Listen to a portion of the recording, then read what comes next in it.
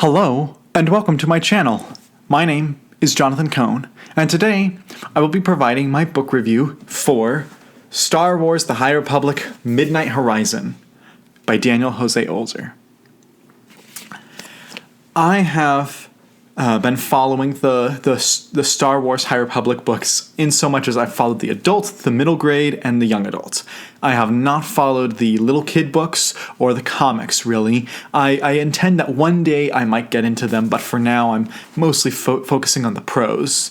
And I have to say that I've loved the adult novels. I thought that the first two books were upper echelons of Star Wars storytelling, and I thought that the most recent one by Claudia Gray was very good. I didn't think it was as amazing, but still very good. I love the adult publishing for Star Wars. Unfortunately, I haven't been quite as positive on the young adult side of things for Star Wars yet, and unfortunately, this book was a bit of a disappointment.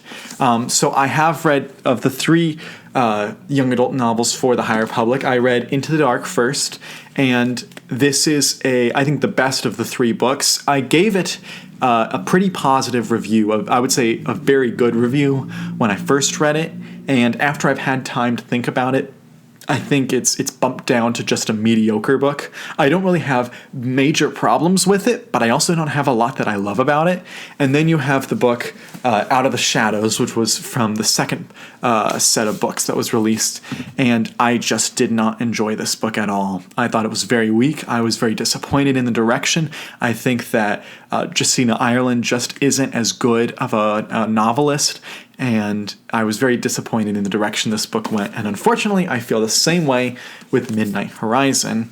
And I enjoyed Daniel Jose Older's middle grade book that came out, Race to Crash Point Tower. And I also really enjoyed Last Shot, which is a very comedic and fun Star Wars novel. It's a very fun novel, and a lot of people I know disliked it. I quite enjoyed it. So to read a disappointing book from him was sad, because I do think he has good potential. The problems I have with this book isn't specifically with Daniel Jose Older's style, it is with the way that young adult books are produced for Star Wars. My first issue is that the young adult books have a lack of focus when they really should just focus on one or two characters. You could say that the focus of this book is Ram and Reath as they go on this adventure together. But the problem is that the book tries too hard to be cinematic and epic. And I love multi-protagonist stories. My favorite book series are The Wheel of Time and The Cosmere. Those are epic multi-protagonist stories. But these I think handle multi-protagonists better than YA does, and I think that they do a poor job of balancing all the characters properly, and I think that Daniel Jose Older alienates the older audiences by making a lot of the book juvenile. The humor, I think, is very solid in the book, but the actual style itself of the book, the pacing, the way that the characters talk, the way that things are described, I think is very poor. And this isn't just Older, all the young adult novelists have this problem in a way that the adult novelists don't, which makes me think this is a bigger problem with the editors at the Disney Lucasfilm Press than the editors at Del Rey. Here's one example. Throughout this book, the word cringe is used, not just as a description, but as literal dialogue from characters. And the word cringe just feels like it does not belong in the Star Wars universe. It feels like it's a word from the 21st century that just shouldn't be present. And obviously, it's language. Sometimes words are going to creep in with different styles, but the way it was used, it, for one, made me cringe, but also it just took me out of the story and just felt too un-Star Wars-y. And another thing that this book had was it was trying to tell a couple of different stories, but it didn't know which one was the primary. And the overall story of the Jedi going to Corellia because there is they believe that there are potentially Nile there, and they end up having to help this protection squad protect this famous singer so that they can go and catch the Nile. That's the basic premise of the story. When this happens, you see it from the Padawan perspective and the Master perspective. You see it from the Singer perspective. You see it from the Protection Squad perspective. And you see it from the Nile perspective. And it feels like they should have cut out everyone except the Master and their apprentices. Even, in fact, I think they should have cut out Ram Jamaram, who I really enjoy, and the Master that was with him. I think that if they had just had Comic and Wreath as just the only two characters, this book would have been substantially better. I would have connected more, I could have spent the time with them, and I also would have felt like they had impact. There were several moments where it felt like they were setting up Wreath and another character to have a kind of romantic bend, which I understand would do. That's very YA. And romance is going to happen in YA books. But they completely turn it around, and Ram doesn't get the romance, and instead this character gets the romance with another character. And it just feels like they were trying to just push in this direction with the story, when the story naturally should have gone in a more normal, expected direction.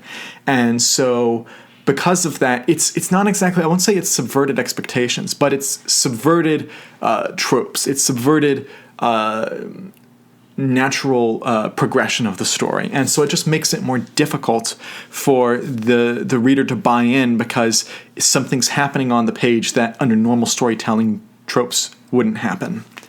And to make matters worse, the best parts of the book were in the beginning, when you're in Starlight Beacon and they're learning different training ideas, they're discussing the Force, and they're discussing their place. Once they get they leave Starlight Beacon and they go on their journey, there's a whole lot of the book that is focused just on feelings, character feelings, and I just felt that was unnecessary. I felt that it spent way too long, and feelings have a place in Star Wars, but they should not have the central place in Star Wars, I don't think.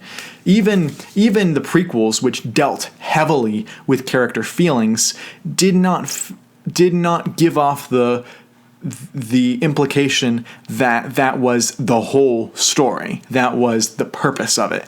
I think the purpose of this story is to talk about characters' feelings. Wreath and Ram and Comic, and why am I blanking on the other Master's name? There's a lot of weird names in this book. All of them just have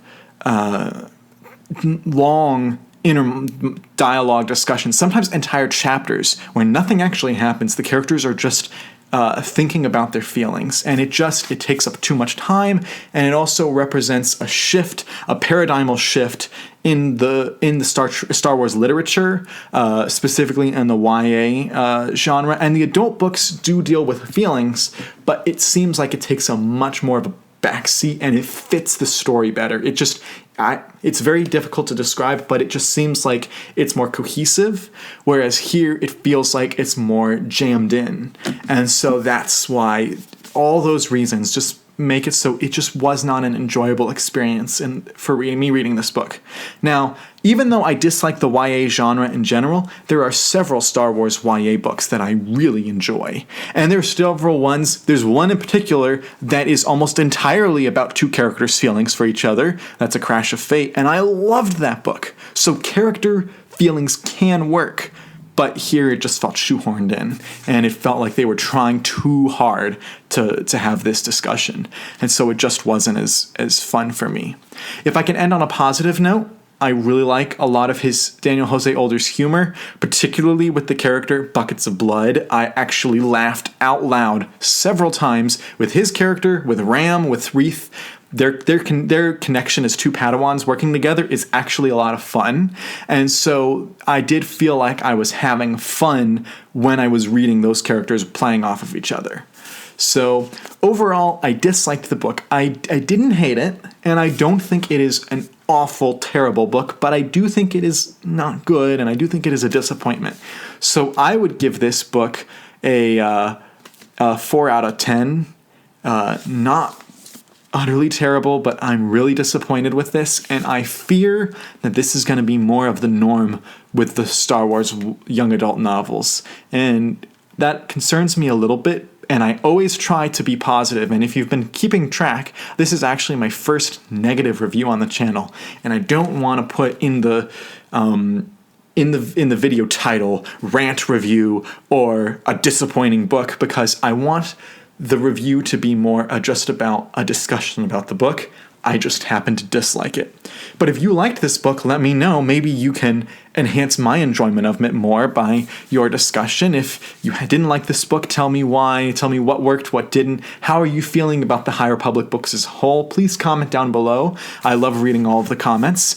And please subscribe to the channel. You'll see lots of Star Wars and other types of content coming. But until next time, I'm Jonathan, and thank you for watching.